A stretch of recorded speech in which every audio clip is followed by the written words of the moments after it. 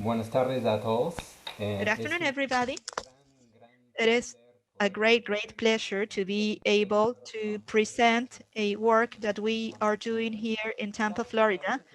I was thinking that usually I present for my students here on the great work, both in Partners in Health and in the Ministry of Health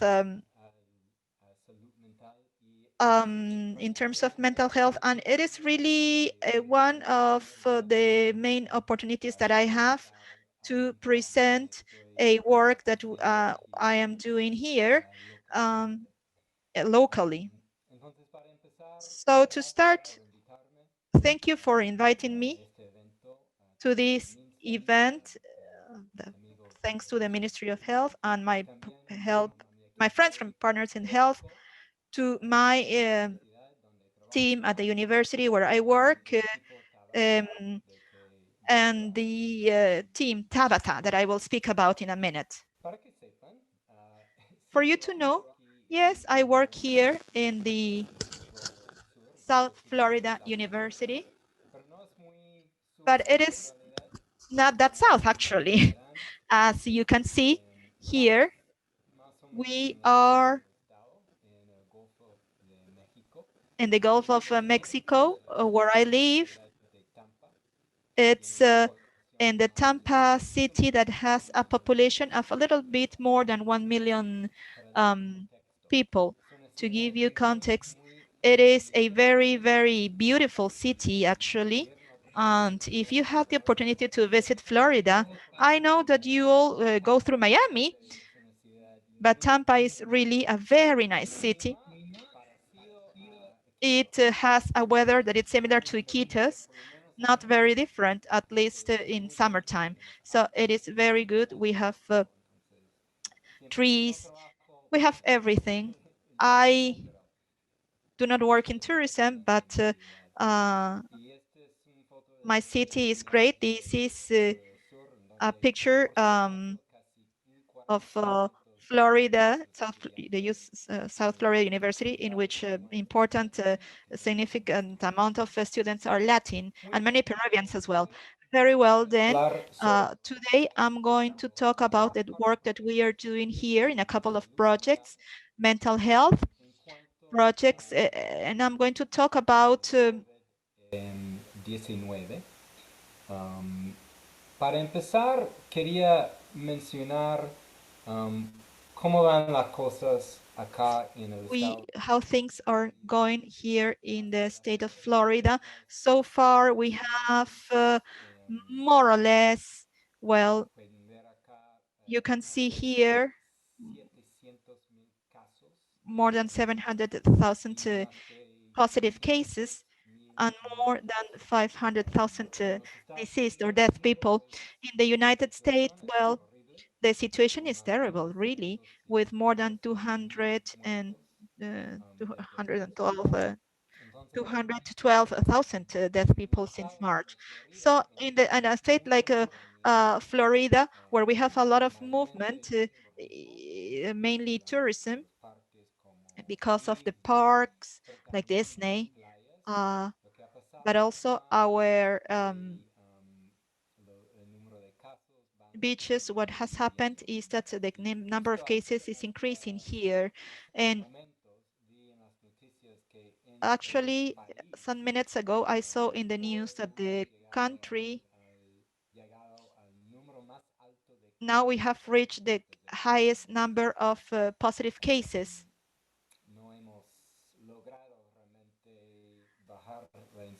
We have not been able to reduce the incidence of COVID yet in the country and in the state. I live donde las cosas son un poquito mejores que el sur de este estado, pero igual tenemos casi 700 muertos en solo mi zona donde vivo. Y pueden ver en ese gráfica, solo para dar una idea, las barras azules son casos nuevos. Y pueden ver que ha bajado, pero estamos a la espera de una segunda ola acá. Bueno, más o menos a partir de abril, mayo de este año, la escuela de medicina acá en la universidad decidió formar una clínica de telemedicina que se llama COCO, que significa COVID confirmados o casos confirmados de COVID. Y es una clínica dirigida por estudiantes de medicina en donde pueden hacer seguimiento midiendo oxígeno y otra cosa, presión arterial de, de los pacientes.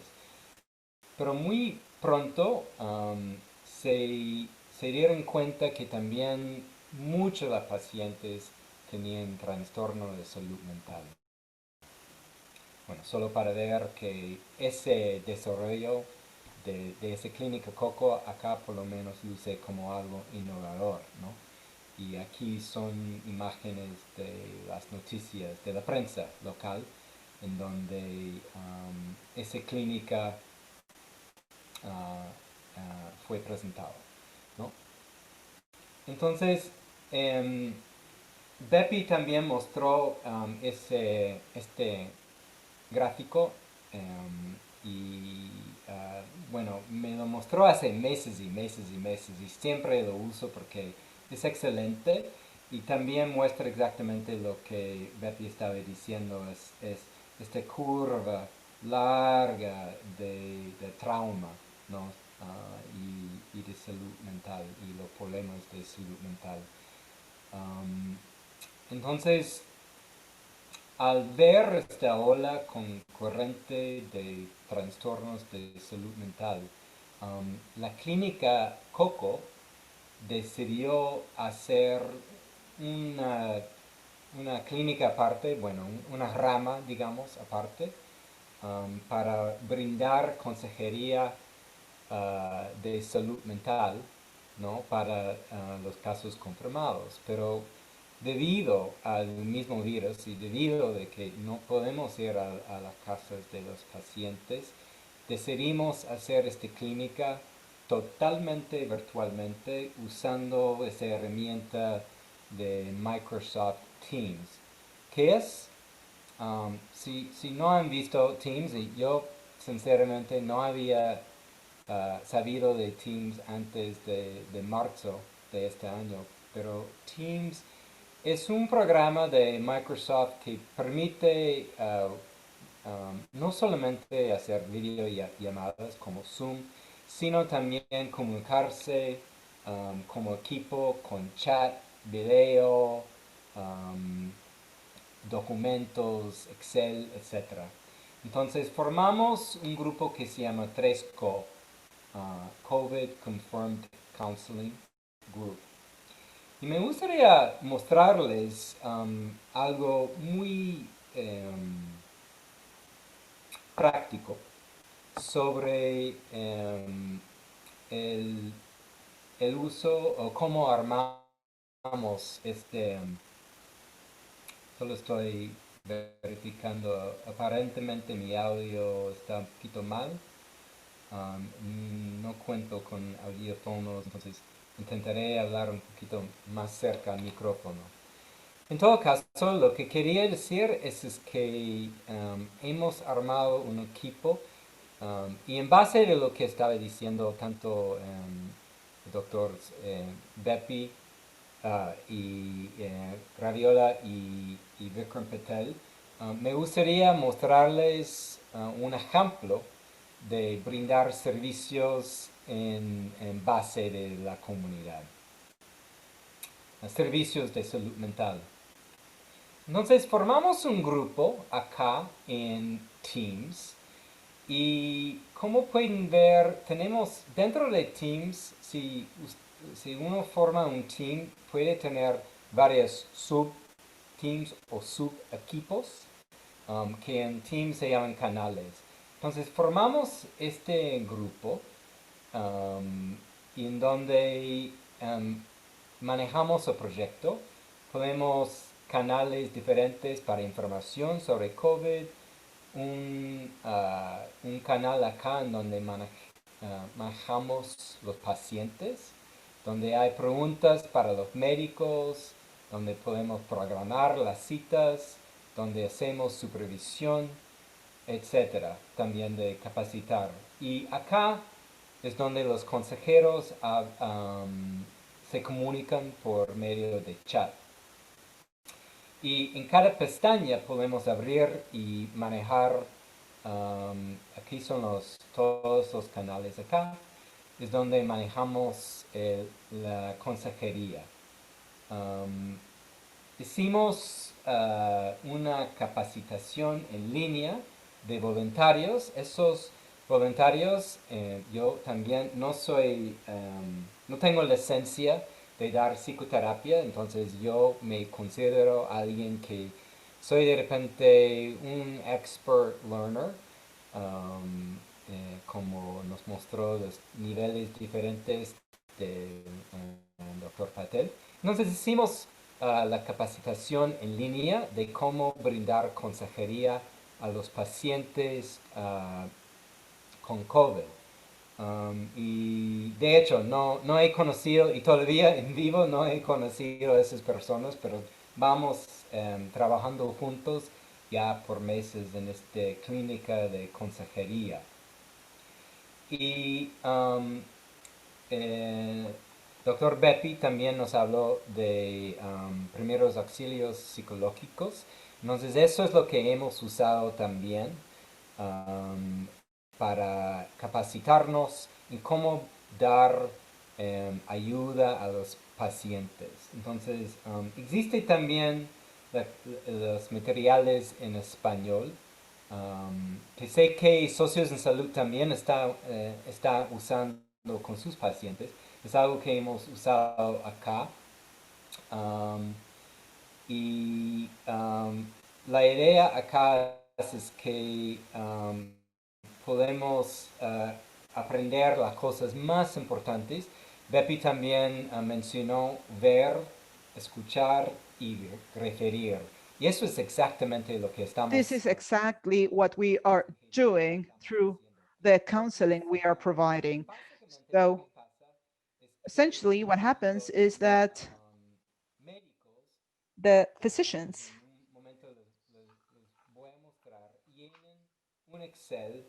they have to fill in an Excel spreadsheet with those patients that need help, and the counselors take turns in providing counseling services. So we do follow a protocol where we make an initial call.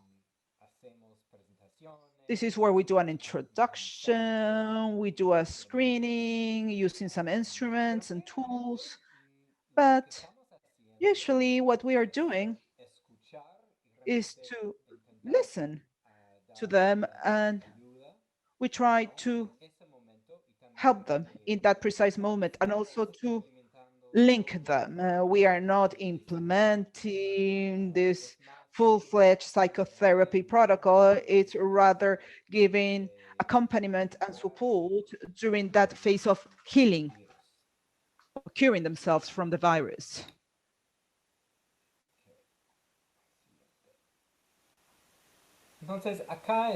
So this is the flow of procedures that we follow. The medical team applies the PHQ-2 and the GAT-2. The PHQ-2 is a brief depression instrument, and GAT-2 is a brief anxiety tool. And then if they turn out positive, they are automatically referred to our team. But there are many cases that are referred to us, but they do not necessarily have a score, positive score from these instruments, but they do have a need of something more material, such as food, aid, those kind of things. This is the referral. As counselors, what we do is that we conduct a screening by using different tools. I will go through each of these instruments shortly, and we provide PFA.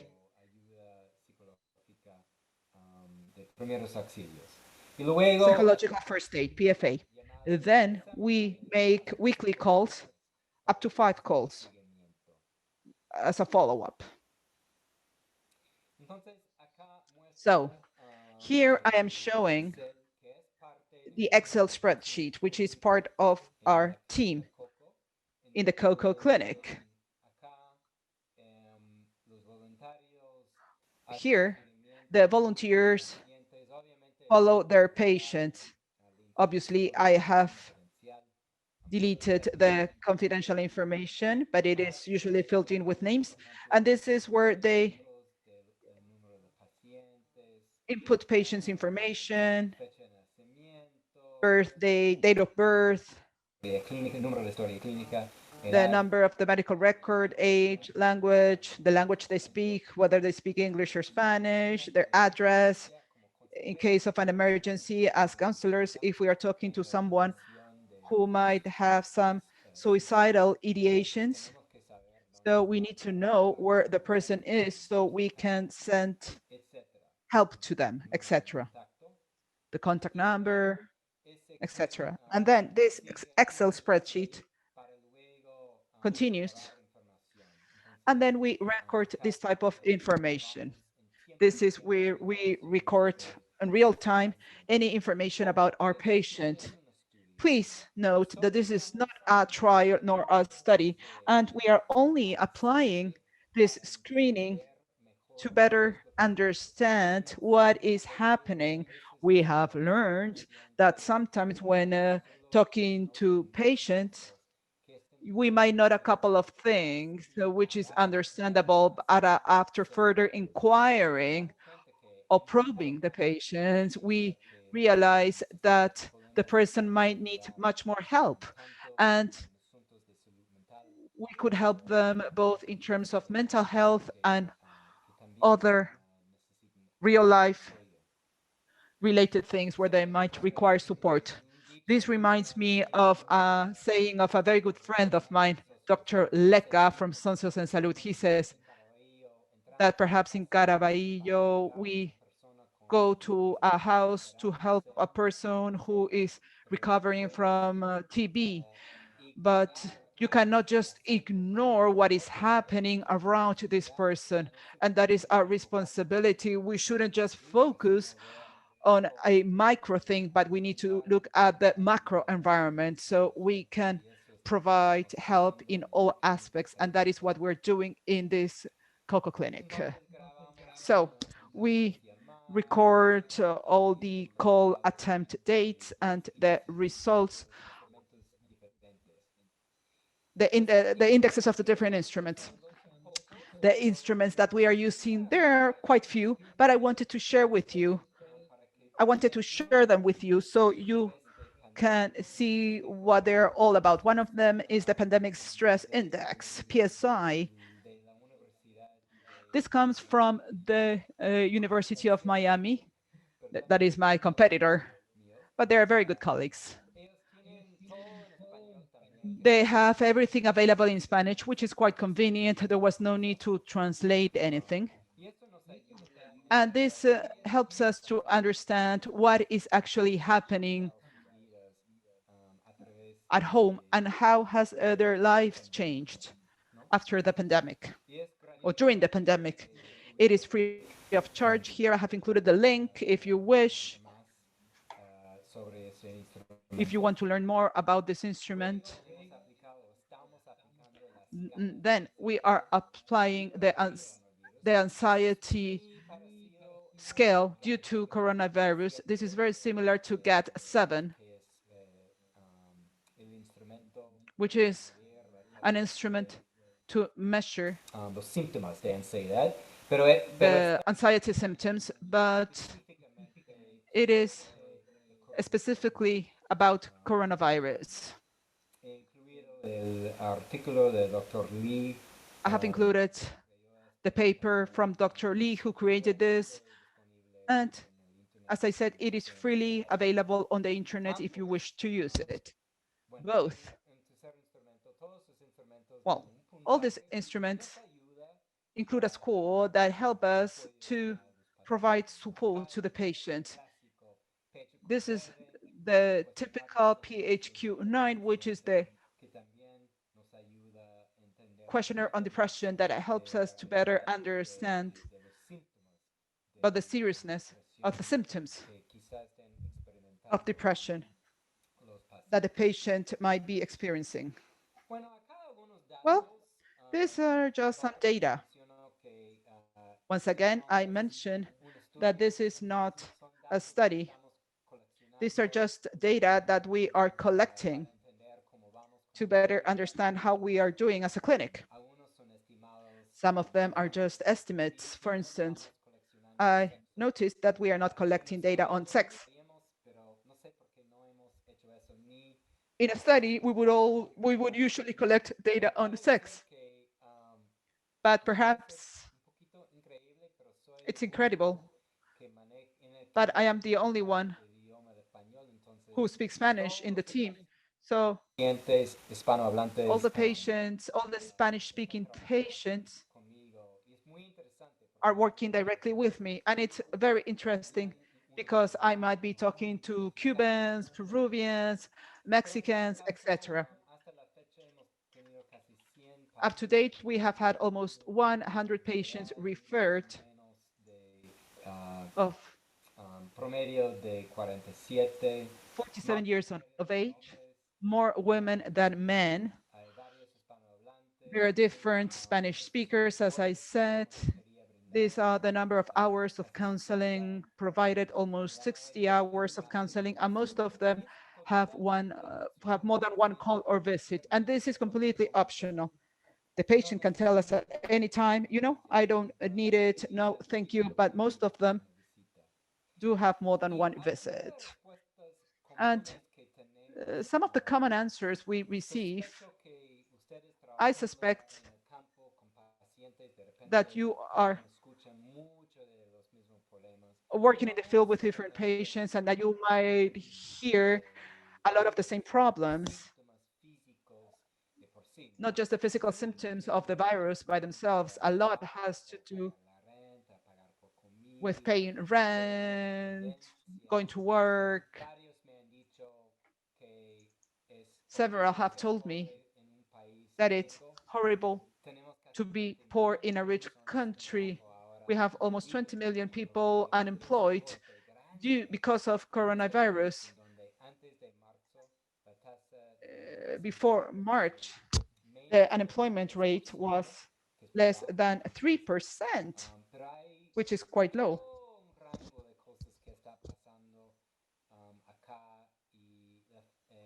No poder hacer las cosas de la casa. Varios me han comentado eso. Pero también, and people cannot even do their house chores. A lot of people have told me that. But there are also complaints about physical symptoms such as headaches, problems to breathe, etc. And they might have a significant effect on mental health. In terms of With regards to the prevalence of anxiety, which has a score over 8, which means probable dysfunctional anxiety. When I saw this figure, I got surprised because most of my patients talk more about anxiety, and they talk how I am going to be better, how will I be able to with my kids, to walk, to get out of home. So I don't see this as a tool to help us, but that doesn't mean that a 70% of the patients do not have concerns with anxiety. But with regards to being pretty severe, well, that's an important part. prevalencia y severidad de síntomas. Regarding the prevalence and severity of depressive symptoms according to PHQ-9, we see that more than half have a score, moderate score of depression. And that doesn't surprise me either, not too much at least. And we have seen that, yes, of course, for all the things that we have seen, that we have talked, which is really to ask, right? To ask yourself when I am going to be better. And I've been talking like for 5 weeks with patients that really, no, they are old people, they have difficulties. I always remember this lady, the second week after I started working in this clinic. In 1 month, in 30 days, this lady lost her mom, she lost her brother, and she lost her daughter. In 30 days of COVID, all this loss. And when I think about the grief, the mourning that this lady was experiencing, it really impacted me extensively. And since she's Spanish speaker, many of her family members lived in another country, didn't have anybody around, and it was very strong. And this has happened to many people, not only to this lady that is now recovering from all of this, but this has happened a lot in her surrounding, in people around her. Well, just to mention that things now are slowing down. De pacientes actualmente, pero nadie está pensando. No, thing has slowed down, but nobody is thinking that this is the end of the story, of course. Actually, the day before yesterday, we saw this story in Washington Post saying that soon, even though the cases are going down, we all are bracing up for a second wave of cases. Maybe since in the north, in this country, the weather is changing, we're getting into winter, maybe people will stay more at home, and that will that will better to transmit the virus. As you know, now you are getting out of winter actually into summer, and all these people come to Florida to get rid of the winter from other states. So we might see another outbreak of COVID in Florida because of all these people that will come to Florida to escape from winter. Well, very well. I wanted to change speeds now and present a project that we are just starting, and it is a mini research on COVID and mental health. And I would like to talk about this, but first to give you some points. We know here in the United States, and I suspect that it's the same not only in Peru, but also in other countries. We know that many people is reporting mental health problems, especially anxiety and depression. And we have seen here that especially, definitely there are larger groups, a group that we don't, or more vulnerable groups, a group that we do not speak too much about, or that we do not think too much about, are what we call here the frontline workers or first responders as well. No, so this would be the physicians, the nurses, police officers, etc., who are people that are especially vulnerable. Why? Well, they are vulnerable to being exposed to the virus. Physicians as well that are working long shifts, that are looking at very difficult things in hospitals. Many times they are the only ones that are with the patients. very sick patients, and many times they are the only ones that are there for the patients that die out of COVID, or are with the patients when they die out of COVID. So it is a very emotional, very severe emotional charge for these people, emotional impact. However, these same people suffer a lot of stigma. No? When they need to look for help, in some cases they feel, well, if I look for help, maybe that will mean that I'm not a good physician, I'm not a good nurse because I need help. And that can also damage or prejudice their own work. If people around them know about this, know about the fact that they have looked for help. So many times there is this problem, no, that acts like a barrier towards looking for these interventions. Um, in which where I live, for example, yes, we have many services, but the access to those services is complicated, and sometimes stigma, as I have said, it's an important barrier for everybody. Hey, for everybody, but especially we have seen for the first responders, we see this problem. So a couple of months ago, there was a call for new projects, and with my colleague in charge of the university, Dr. Kusilik, and students, no,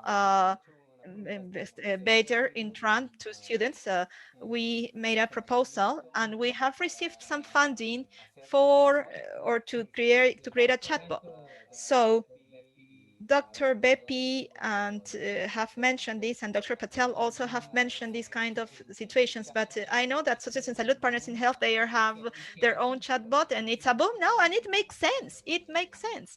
No, we need more of these tools. So the idea of this tool is to be able to do screening and to refer people to mental health services. So I'm going to show you a very brief video on this. This is the news on our project.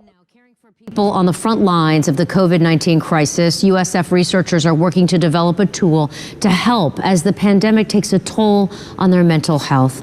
Our Haley Bull is learning how it may work.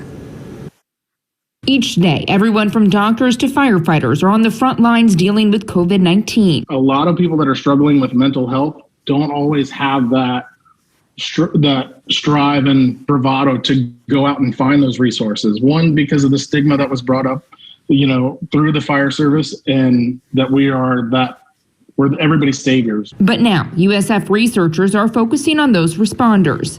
The key idea here is developing this thing that will interact between people in need and all the resources that exist. It'll be that go-between. They've received funding for a research project. Their goal, to develop a chatbot prototype that will help screen those who may be in mental distress. This chatbot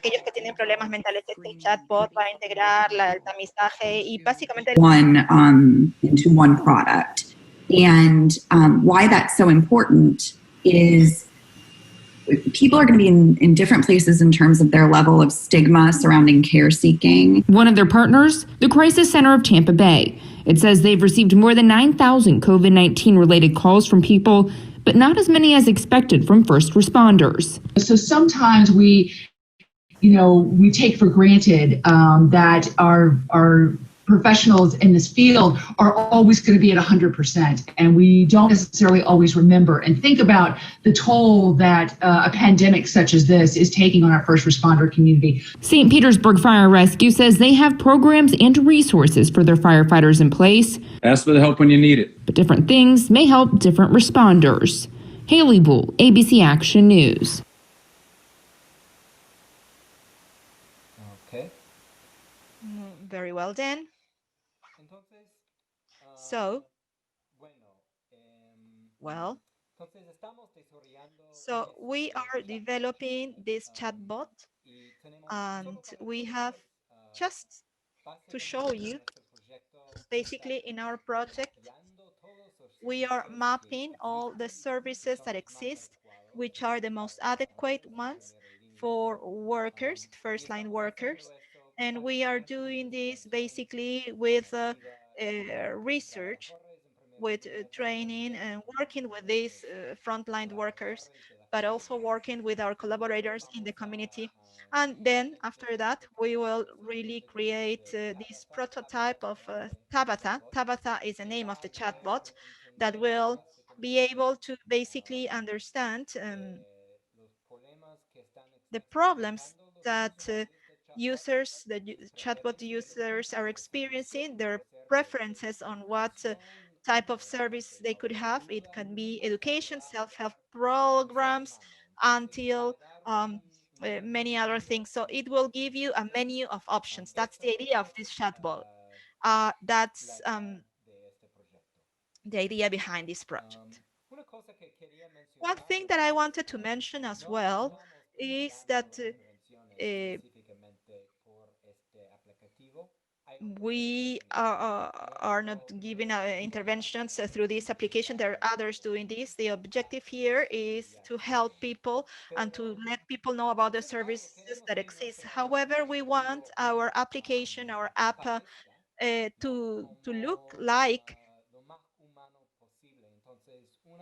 to look as human as possible, or to seem as human as possible. So one of the things that we are doing is to recording conversations of counselors that are guiding or providing guidance and are working in the crisis lane. We are not recording the clients, we are just recording the counselors, so that we can include their way to talk, the way they talk, the way they express themselves in the chatbot, to have this kind of language, so to say, in the chatbot. We are also including some tools, some instruments in the chatbot. I have mentioned it already. I'm not going to read all these tools. These come basically from the study, but this is just for you to know that we are also measuring some other things, like the type of users that will be using Tabata in the future. This will not be part of the chatbot themselves, but this will be part of the study to understand actually which factors will help or will work as barriers to the use of the chatbot. So maybe people with a lot of stigma might be more prone to use a chatbot than people that are not as much as stigmatized. I would like to wrap up by showing you a mini video on how Tabitha will work in the future. So this is a basic prototype that we have created to show, sorry, it is in English, but in blue you can see this person, Tanner. It's our student saying, I'm Tabitha, and Tabitha responds, how are you doing? Tanner says, well, I'm not doing well, you know, and the chatbot responds saying, I'm so sorry to hear that. Can you share with me, can you tell me a little bit more about you so that I will understand the problems that you have? And Tanner keeps on talking. And as you will see, it seems that Tabitha is writing like a human being, but and that's why we use the chatbot, to give this impression that we are more human. But obviously, we don't want people to think that it's a human being, really. So we tell that, and then, as you can see now, he is applying the PHQ-9 and then goes on like this. So I will turn it off now. But that's more or less how it works. That's more or less the idea behind all of this. Well, I'm going to finish here. Just I would like to thank you for listening to me, and thank you for the invitation. And I'll take some questions probably now. Muchas gracias, Dr. Gálea. Thank you very much, Dr. Gálea. We have 4 minutes left, so we can take some questions very rapidly. One question comes from Rita Ames. The use of Microsoft Teams, is that for free? It's a free tool? Very good question. Actually, I was thinking about that this morning. I have it through the university. In reality, I'm not sure. I think that it is free. I think, but I'm not sure. Zoom, for example, is free, but it also has a paid version, you know. So it might be that it's for free, but I'm not sure. It's something that I have to confirm. Someone maybe knows in this group. Maybe someone can tell us. The next question is, in places where access to communication through virtual means is limited, and the health staff cannot deal with everything they have at their hands, and we have people like health agents, community agents, and if we talk about mental health prevention, what basic issues should be included in the training, or topics should be included in the training for these agents, and how do you suggest that these trainings should be implemented? Well, every day, all the time, I think that one of the most important things is actually education. I learned that from my friend Carmen Contreras, but I also heard that from the in the presentations of Pepe and Paul. And what we sometimes do not understand are the basic things. We know basic things like physical things. No, if I cut my finger, if it's not too deep, the injury, I just wash my finger and I put a band-aid. But for mental health, we do not speak too much about things that we can do, like things that we've mentioned, like breathing, like understanding that what I feel is normal. So I would say that education is key, And how to implement this? Well,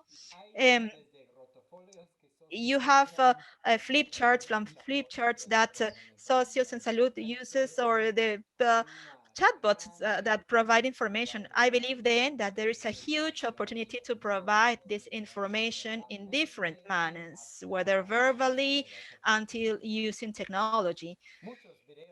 Many videos in YouTube as well, right? There are many of those. Okay, we have another question from Adriana Silva. I think that we have 1 minute left. Doctor, good afternoon. My question is, how do you present the scale of index of pandemic stress? It is similar to the results that the PHQ provides. It's the same way in which they supply their results. Good question, and sorry I didn't talk about that, but no, the answer is no. It's not the same. I see it more like a large checklists of all those things that we know so far that are common things related to COVID. However, it doesn't give you a score. No, it's like if the person says yes, you know, okay, if I need to find out a little bit more about this. If the person has experienced stigma in that survey, in this tool, then I'm going to talk about this with this person, but there's no score involved in here.